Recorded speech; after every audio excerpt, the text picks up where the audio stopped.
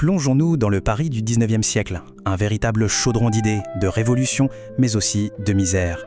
Et c'est là, au milieu de tout ce tumulte, qu'un jeune étudiant profondément croyant va se faire interpeller.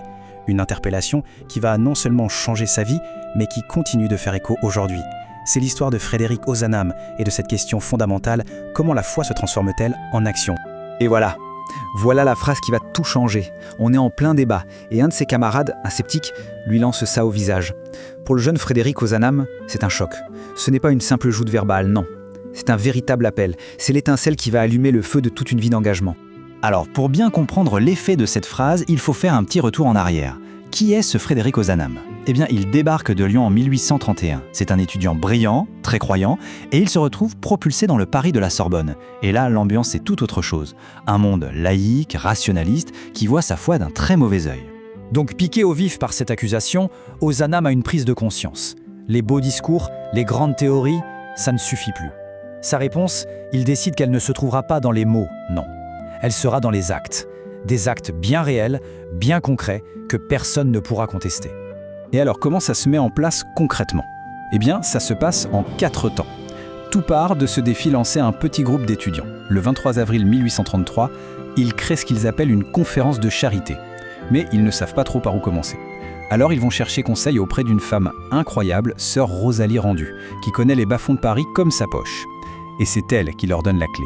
Elle leur dit en substance, n'envoyez peu d'argent, allez-y vous-même. Et c'est ce qu'ils font. Ils commencent à visiter les familles les plus pauvres, directement chez elles, pour offrir une aide, bien sûr, mais surtout de l'amitié, une présence. Et ce qui est fou, c'est que cette petite initiative, née d'une discussion un peu houleuse entre étudiants, eh bien, ce n'est pas juste un truc éphémère. Pas du tout. C'est l'acte de naissance de ce qui va devenir une organisation mondiale, la Société de Saint-Vincent de Paul. Une organisation qu'on retrouve aujourd'hui sur tous les continents. Mais attention, l'action d'Ozanam ne se passe pas uniquement dans les rues de Paris. Il y a un autre front, un combat qu'il mène en parallèle, au cœur même de l'intelligentsia française, la prestigieuse Sorbonne. Et sur ce front-là aussi, il est impressionnant. Regardez un peu cette ascension.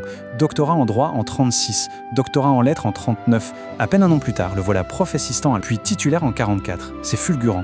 Et ce qui est essentiel de comprendre, c'est que pour lui, être un intellectuel de haut vol et s'engager auprès des plus pauvres, ce ne sont pas 2 vies parallèles. Non, c'est une seule et même vocation. Ce tableau résume parfaitement le grand écart permanent dans lequel il vit. On peut vraiment le voir comme un homme-pont. D'un côté, il défend sa foi dans une université laïque face à des collègues rationalistes.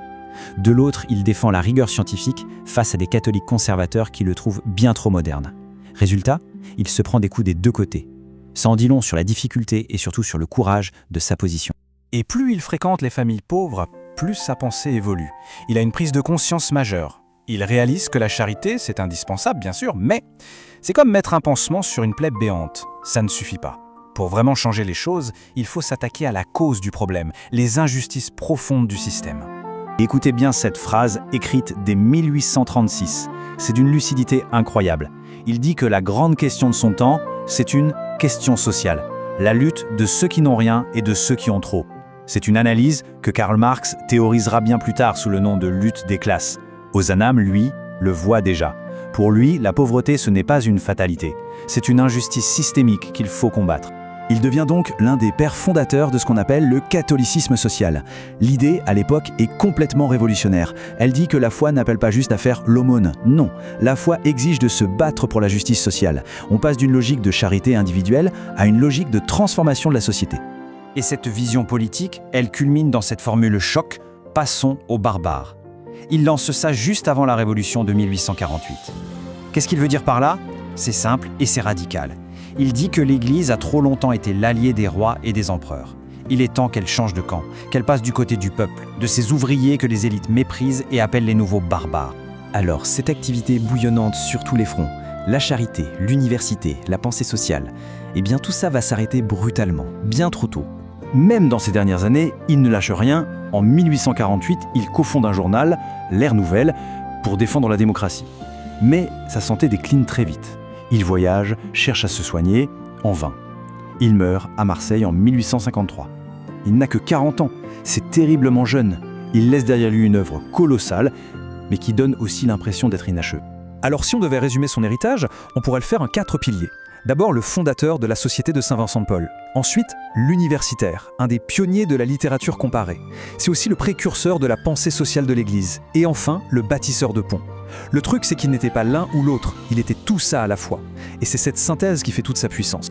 Et cette vie hors norme sera reconnue bien plus tard. En 1997, le pape Jean-Paul II le béatifie. Et le symbole est magnifique. La cérémonie a lieu à la cathédrale Notre-Dame de Paris, c'est-à-dire à quelques pas de là où tout a commencé, plus de 150 ans plus tôt. La boucle est bouclée. Et finalement, toute cette histoire nous laisse avec qu'une question. Dans un monde qui est, aujourd'hui comme hier, plein de divisions, quel impact une seule personne peut-elle vraiment avoir? L'exemple d'Ozanam montre que c'est immense, si cette personne se décide à construire des ponts plutôt que des murs. Et ce défi, on le sent bien, il est toujours d'une actualité brûlante.